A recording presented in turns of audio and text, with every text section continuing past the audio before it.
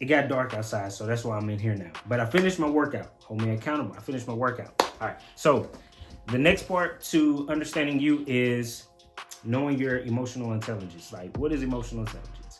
This is new for me too, but emotional intelligence is really just knowing and understanding your emotions. There's like 5 parts to it. There's your self-awareness, your self-regulatory, or regulatory, self-regulatory. There's empathy, socialization, and motivation, right? Self-awareness is obviously the ability to be aware of your own emotions. Self-regulatory is the ability to control your feelings. Socialization is the ability to like communicate with people, build rapport, all that stuff. Empathy, obviously showing emotions, like showing those emotions for others. And motivation is like getting stuff done. Now, this was a game changer if in sales. I'll say this, for me, this was a game changer in sales because I'm very, very motivated. Like I got it. Like I'm motivated to do it. But what I realized over the years of working in different sales companies is I'll be very motivated. However, I will never be consistently in the top tier of the company. So when I looked into my emotional intelligence, I realized that when it came to other people and recognizing their emotions, I'm good. I can feel it, I can see it, I can sense it.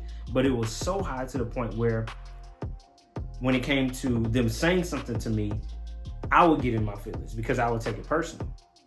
That's where the self-awareness in emotional intelligence came clutch for me, because I realized when I looked on my scale, my self-awareness is very, very low. Meaning I don't recognize my own emotions a lot of times. Like I don't recognize when I'm doing certain things and I'm acting off of emotion. So whenever somebody said no to me, I would take it personal. And I'm like, what you mean? What you mean? No, I explained it. I broke it down, blah, blah, blah. And I would be more so of a attacking the person or being on the defensive side than wanting to continue with the communicating and really get down to the nitty gritty of why they said no. They were saying no to the product, not me, right? But even if you're not in sales, this is big. This is big for relationships. I realized that whenever Logan be like, look, you doing this, you doing that, or whatever, or you need to do this, you need to do that, I'll get in my feelings. And I'll be like, yo, but you're not doing this and you're not doing that.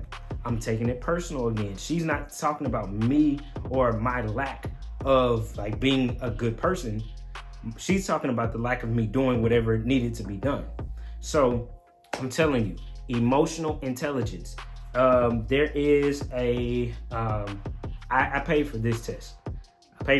So you just want to look it up, look for a test for emotional intelligence, but really start to look into your emotions. And whenever I say emotion, don't think of like being emotional and crying and all that stuff like that. It's not that. It's emotional intelligence is really just the ability to recognize your emotions, be able to be in control of them, and recognize other people's emotions.